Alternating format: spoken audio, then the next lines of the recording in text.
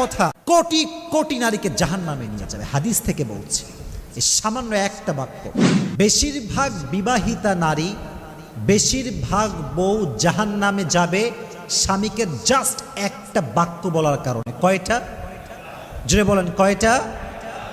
এক অবাক করা হাদিস শুনে আমার হৃদয়ে একটা আঘাত লেগেছে যে নারীরা কেন জাহান্নামে যাবে।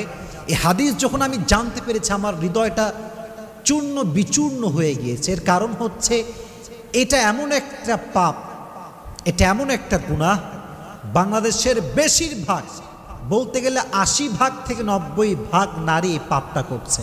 নাউজুবিল্লাহ পড়ে। বেশিরভাগ নারী তার স্বামীকে একটা কথা অলওয়েজ বলে। বেচারা স্বামী সারাটা জীবন স্ত্রীর জন্য খাটে, পায়ের নিচে ফোসা পড়ে যায়,